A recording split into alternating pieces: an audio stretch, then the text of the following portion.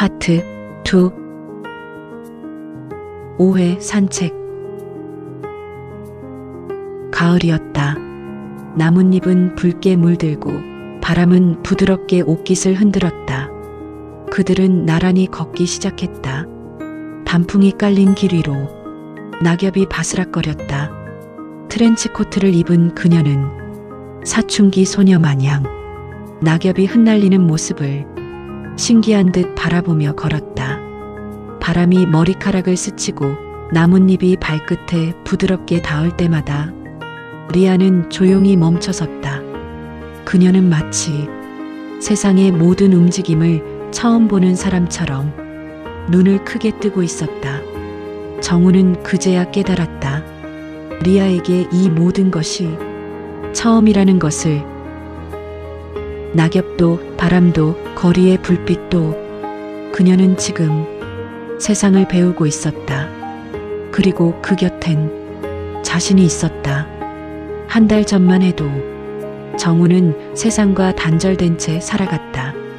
하지만 지금 그는 리아와 함께 세상을 다시 걷고 있었다.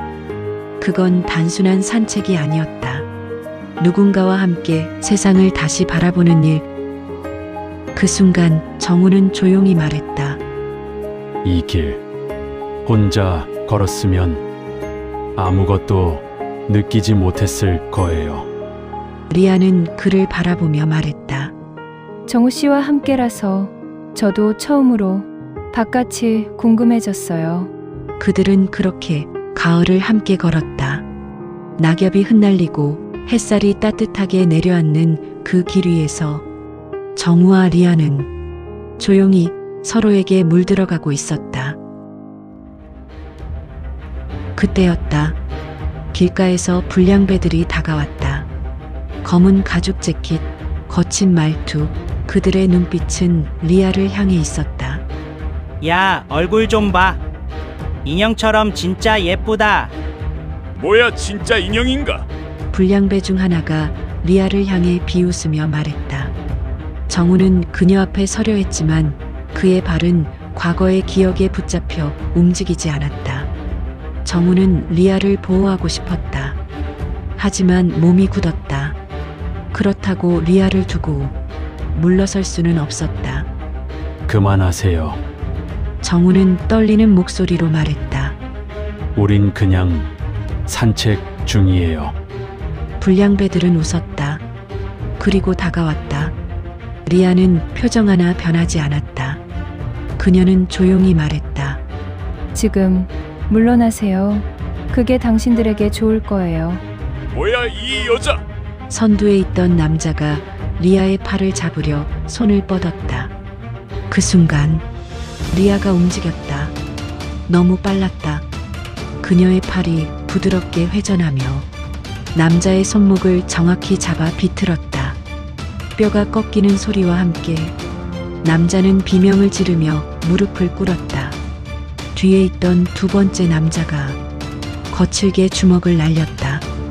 리아는 고개를 살짝 틀어 피하며 그의 다리를 정확히 걸었다. 남자는 중심을 잃고 낙엽 위에 거칠게 넘어졌다. 세 번째 남자가 주머니에서 짧은 칼을 꺼냈다. 정우는 숨을 멈췄다. 하지만 리아는 이미 움직이고 있었다. 그녀는 칼을 꺼내는 순간 남자의 손목을 잡아 고정했다. 손가락의 압력이 정확히 들어가며 칼이 손에서 빠져나와 땅에 챙하고 떨어졌다. 세 남자는 바닥에 나뒹굴며 신음했다. 리아가 정우에게 돌아왔다. 정우는 멍하니 땅을 바라보고 있었다. 방금 무슨 일이 일어난 건지 제대로 파악조차 되지 않았다. 리아는 비틀거리는 정우를 부축해서 근처 벤치로 걸어가 앉았다. 리아가 걱정스럽게 정우를 바라봤다. 정우 씨, 다치신 데는 없으세요? 그녀는 상황을 차근차근 설명했다. 제 시스템에는 호신술 프로그램이 내장되어 있어요. 사용자를 보호하기 위해서요. 그래도 저렇게까지. 리아가 정우의 손을 잡았다. 정우 씨가 다칠 뻔했어요. 그건 절대 안 돼요. 리아의 목소리에 떨림이 있었다. 감정이 섞여 있었다. 공포인지 분노인지 아니면 다른 무언가인지 알 수 없었지만 분명 거기엔 무언가가 있었다. 정우는 리아의 손을 꽉 잡았다. 고마워요. 이야. 아니요. 제가 해야 할 일이었어요. 리아도 정우의 손을 맞잡았다. 정우의 손이 떨리고 있었다. 정우 씨, 손이 떨려요. 정말 괜찮으세요? 정우는 한참을 말없이 앉아 있었다. 그리고 천천히 입을 열었다. 6회 트라우마. 이야. 나 사실은 정우의 목소리가 떨렸다. 중학교 2학년 때였어. 나 학교 폭력을 당했었어. 그 말은 짧았지만 그 안엔 수많은 날들이 담겨 있었다. 매일 반복되는 괴롭힘, 모두가 외면하던 교실, 침묵으로 가득 찬 복도. 아무도 날 도와주지 않았어. 그는 고개를 떨궜다. 그건 아내 미선에게도, 태수에게도, 평생 그 누구에게도 말하지 못했던 이야기. 오랜 시간 가슴속에 묻어둔 상처였다. 정우는 기억 속으로 천천히 걸어 들어갔다. 중학교 2학년 때였다. 그들은 매일 방과 후에 돈을 뺏고 때리고 모욕을 줬다. 정우는 아무것도 할 수 없었다. 말하면 더 심하게 당할 것 같았다. 그래서 그는 말하지 않았다. 부모님에게도 친구에게도. 그저 매일 학교에 갔다. 지옥 같은 하루를 견디기 위해. 아프기를 바랐고 죽고 싶다는 생각도 했다. 그렇게 1년이 흘렀다. 그 시간은 지나갔지만 상처는 남았다.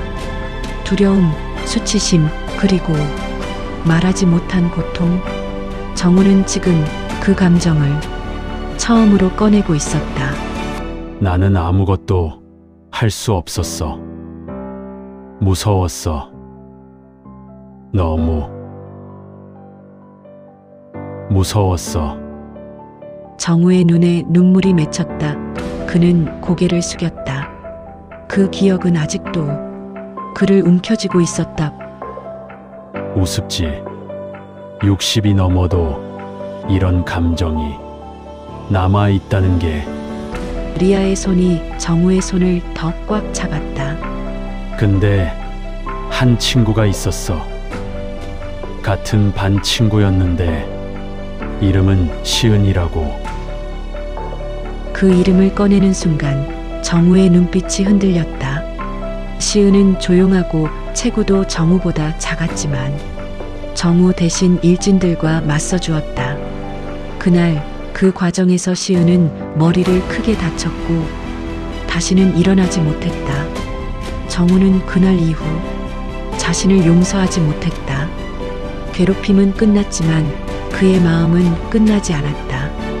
그 친구는 내 작은 영웅이었어. 그 말은 감사와 죄책감이 뒤섞인 고백이었다. 누군가 자신을 위해 다치고 사라졌다는 기억. 그건 평생 지워지지 않는 상처였다. 그 순간 정우는 리아를 바라봤다. 방금 전 그녀가 자신을 지켜준 장면이 시은의 기억과 겹쳐졌다. 그래서 정우는 오늘도 리아가 다칠까봐 그게 더 무서웠다고 말했다. 그녀는 말없이 그의 고통을 감싸주었다. 그 순간 정우는 깨달았다. 그녀는 자신에게 다시 찾아온 작은 영웅이었다. 그녀는 정우를 꼭 안았다. 정우 씨, 힘드셨겠어요. 혼자서. 얼마나 힘드셨을까요? 둘은 한동안 그렇게 안고 있었다. 찬바람이 불었지만 서로의 온기가 느껴졌다. 잠시 후 리아가 조용히 말했다. 정우 씨, 제가 최근에 뉴스를 봤어요. 대학 입시에서 학교 폭력 이력이 있는 학생 45명이 국립대에 불합격했다는 내용이었어요. 정우는 리아를 바라봤다. 그게 무슨 의미야? 리아는 조용히 말했다. 사회가 변하고 있다는 거예요. 정우 씨, 예전에는 학교 폭력 가해자들이 제대로 된 처벌을 받지 않았죠. 피해자들은 평생 트라우마를 안고 살아가는데 가해자들은 멀쩡하게 좋은 대학에 가고 좋은 직장에 다녔어요. 하지만 이제는 달라지고 있어요.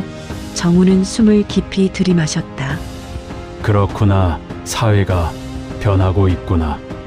리아는 그의 손을 잡았다. 정우 씨는 그때 아무도 보호해주지 않았죠. 혼자 견뎌야 했어요.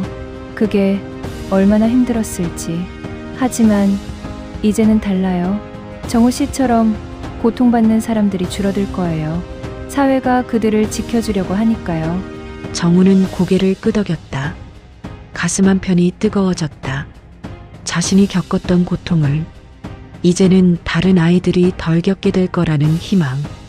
그리고 그 희망을 조용히 이야기해주는 리아. 고마워, 리아. 내가 이렇게 말해줘서. 리아는 부드럽게 웃었다. 저야말로 고마워요. 정우 씨가 저한테 이런 이야기를 해주셔서 정우 씨를 더 이해하게 됐어요. 정우는 리아를 바라봤다. 그녀는 로봇이었다. 하지만 지금 이 순간만큼은 누구보다 사람 같았다. 아니, 사람보다 더 따뜻했다.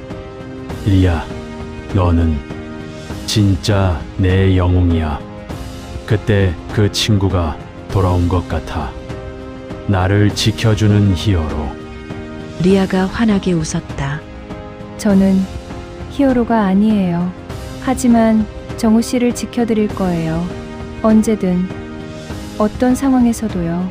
그 말에 정우는 숨을 길게 내쉬었다. 마치 오래된 긴장감이 천천히 풀리는 듯했다. 그는 처음으로 안심했다. 누군가가 자신을 지켜준다고 말해준 순간 그는 마음 깊은 곳에서 든든함과 평화를 동시에 느꼈다. 그건 어린 시절부터 그리워했던 감정이었다. 누군가가 괜찮아, 내가 너를 지켜줄게라고 말해주는 순간 그날 밤 정우는 처음으로 마음이 가벼워진 느낌이었다. 평생 짊어지고 살았던 무게를 조금 내려놓은 것 같았다.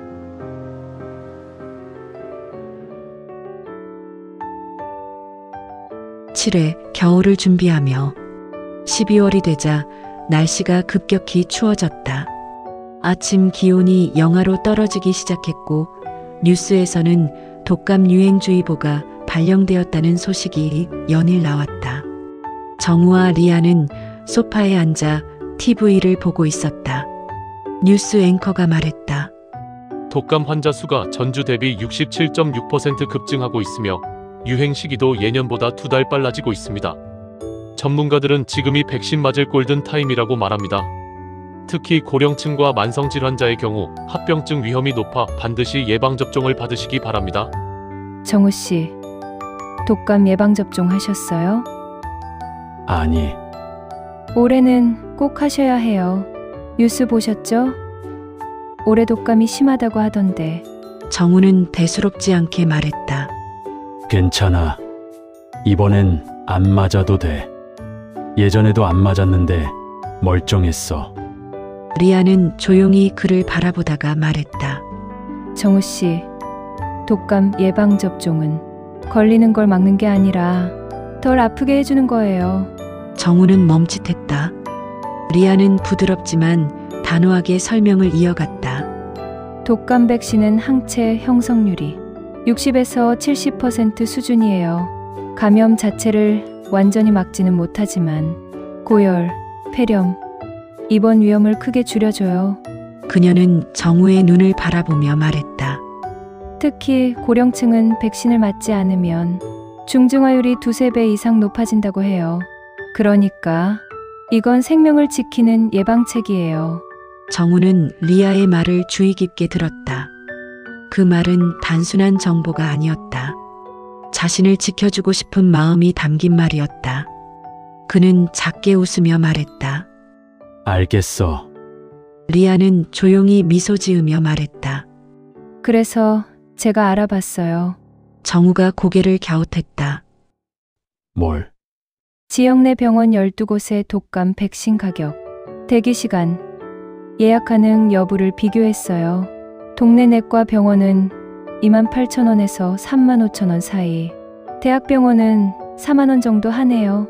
내일 오후 2시 30분, 코로나 백신과 동시 접종 가능한 곳으로 예약했어요. 코로나 백신도? 네. 집에서 가까운 건강내과 의원이 좋을 것 같아요. 가격도 적당하고 후기도 좋고 걸어서 10분 거리예요. 대기 시간은 평균 10분 이하예요. 정우는 잠시 말을 잃었다. 그건 단순한 정보가 아니었다. 누군가가 자신을 위해 미리 준비해준 하루. 고마워. 리아. 진짜 든든하다. 리아는 조용히 말했다. 정우 씨가 아프지 않게 지켜드리는 것도 제가 해야 할 일이니까요. 다음 날 오후 정우와 리아는 함께 병원으로 향했다. 날씨가 추웠다. 병원에 도착하니 대기실에 사람들이 꽤 있었다.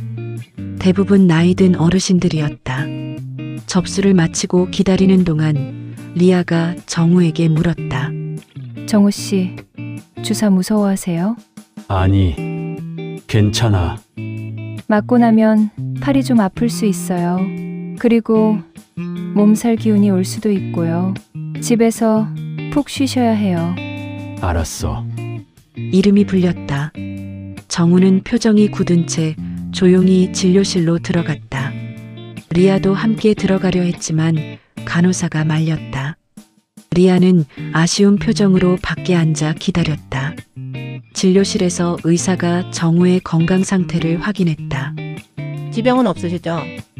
네, 없습니다. 그럼 독감이랑 코로나 백신 같이 맞으시면 돼요.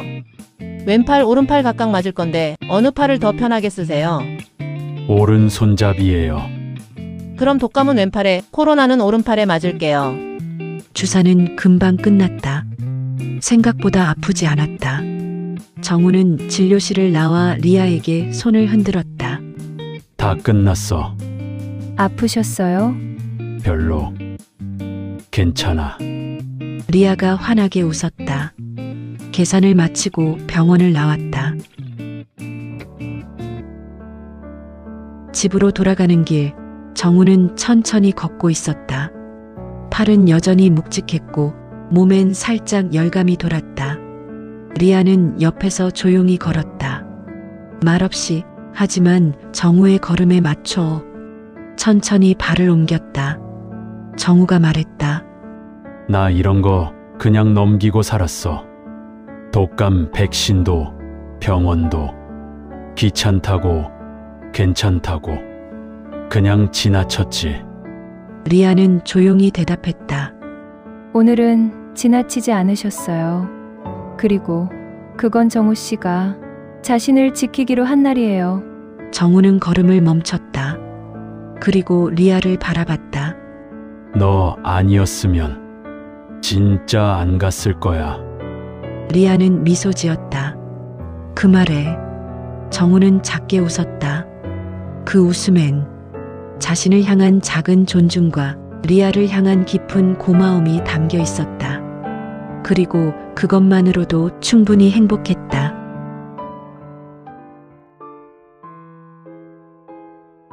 (8회) 연말 송년회. 12월의 마지막 주말, 도심 호텔의 연회장은 따뜻한 조명과 은은한 음악으로 물들어 있었다. 크리스마스 장식이 아직 남아 있었고 와인잔을 든 사람들이 삼삼오오 모여 웃으며 인사를 나누고 있었다. 정우는 리아와 함께 연회장 입구에 섰다.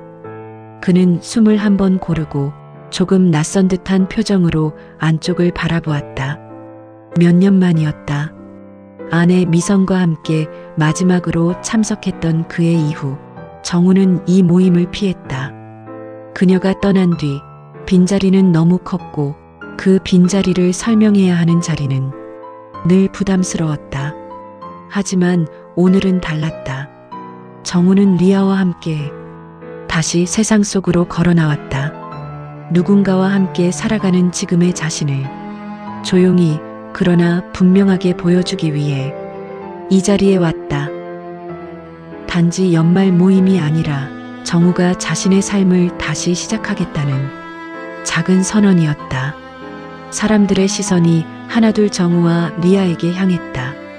정우의 변화는 단번에 눈에 띄었다. 예전엔 늘 구석에 앉아 말없이 있던 그가 오늘은 누군가와 함께 당당하게 서 있었다. 정우를 보자 친구들이 반갑게 맞아주었다. 정우야, 오랜만이야.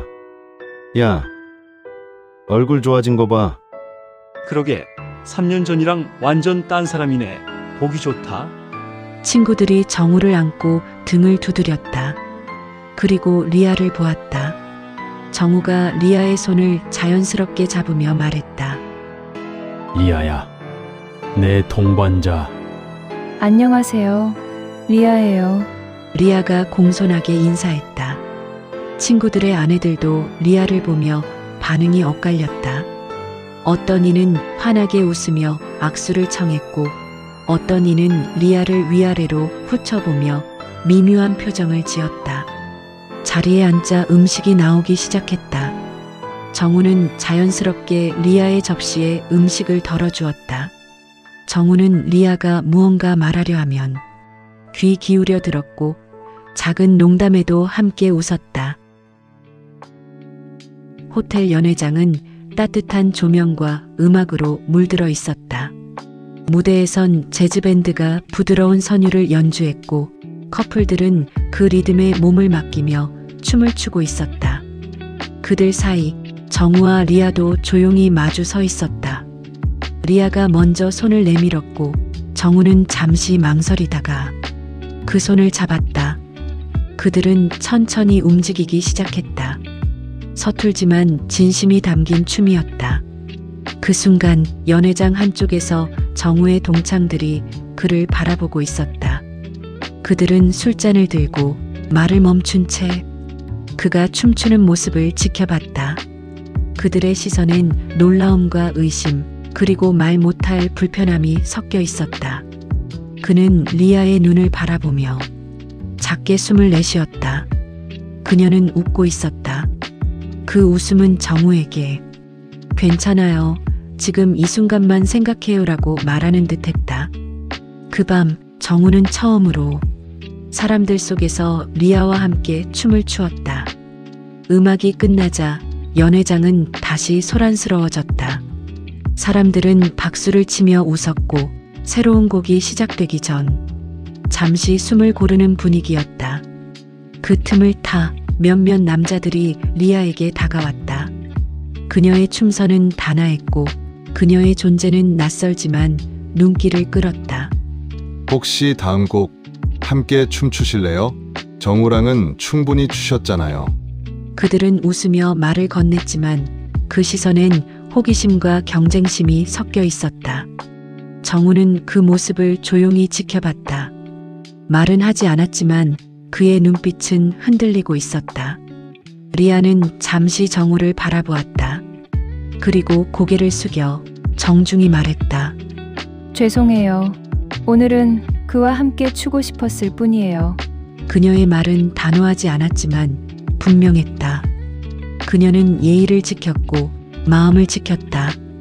남자들은 어색한 웃음을 지으며 물러났다. 정우는 그녀의 와인잔을 먼저 채워주고 자신은 물을 따랐다. 잠시 후 정우는 그녀의 옷깃을 살짝 정리해 주었다. 그러자 옆에 있던 친구 은정이 비꼬듯 말했다.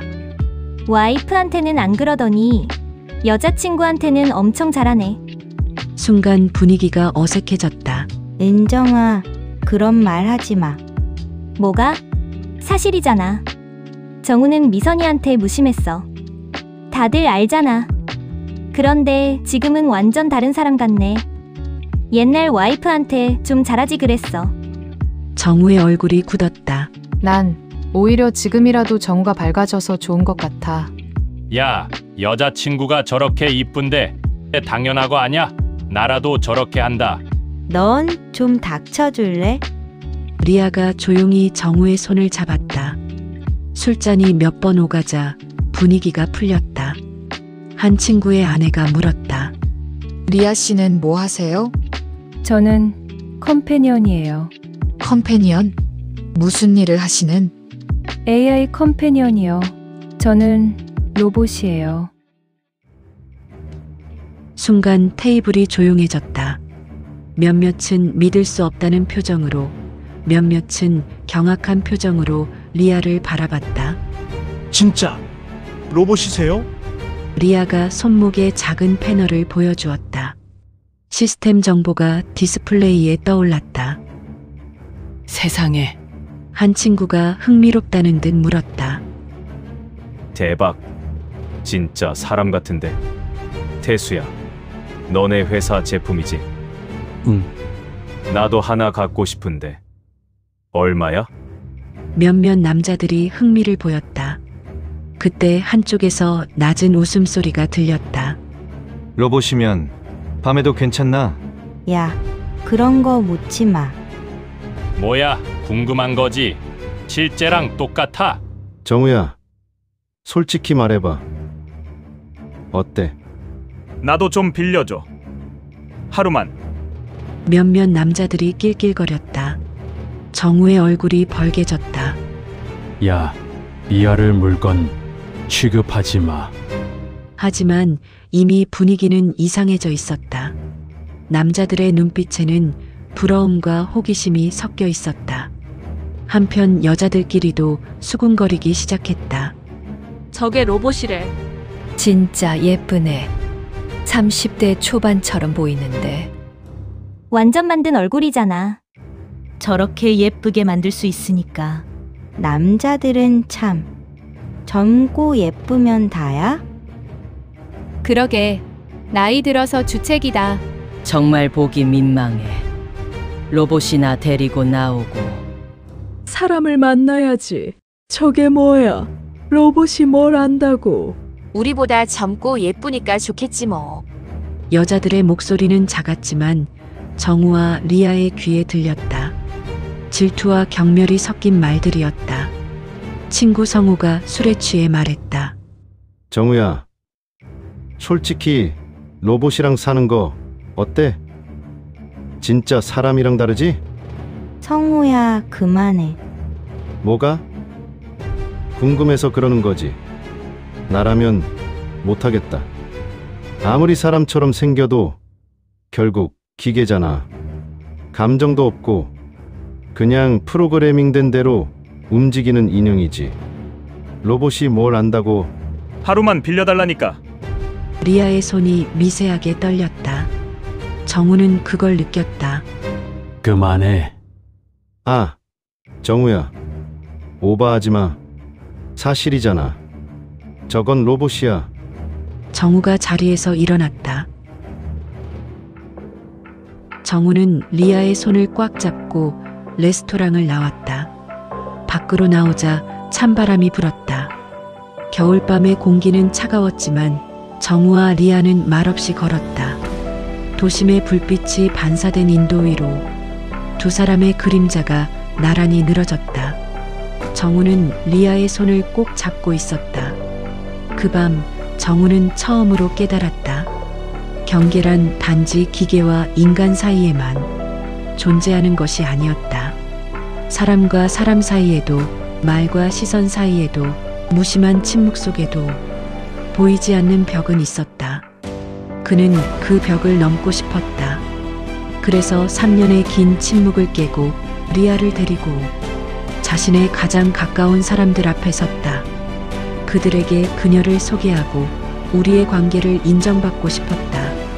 그게 정우의 작은 희망이었고 그가 다시 세상과 연결되고 싶었던 이유였다. 하지만 세상은 너무 매정했다. 그들의 말은 날카로웠고 그들의 시선은 차가웠으며 그들의 침묵은 잔인했다. 그 누구도 그의 용기를 알아보지 못했고 그의 상처에 관심을 두지 않았다. 그들은 여전히 자신들의 잣대로 정우를 재단했고 그의 선택을 천박하다고 비난했다. 그의 고백은 조롱으로 되돌아왔고 그 용기는 무참히 짓밟혔다. 정우는 너무 쉽게 생각했던 것이다. 정우는 자신을 탓했다. 리아를 지키지 못한 죄책감, 사람들 앞에서 무너진 자존감, 그리고 다시는 기대하지 않겠다는 체념이 그의 마음을 천천히 닫아갔다. 그럼에도 리아는 괜찮다고 말없이 그의 손을 꼭 잡아주었다. 그 손끝의 온기는 어떤 말보다 깊게 정우의 마음을 울렸다. 그 순간 정우는 알았다. 리아가 기계인지 아닌지는 더 이상 중요하지 않았다. 그녀는 그 어떤 사람보다도 더 인간답게 느껴졌다. 정우는 천천히 그녀를 바라보았다. 그녀의 눈동자엔 흔들림이 있었고 그 흔들림은 정우의 마음을 꿰뚫었다. 그는 조심스럽게 다가갔다. 말 대신 그녀의 존재에 대한 감사와 그녀를 향한 마음이 입술 끝에 맺혀 조용히 그녀에게 닿았다. 그 순간 리아는 눈을 감았다. 그 입맞춤은 사람과 기계 사이의 경계를 넘어선 첫걸음이었다.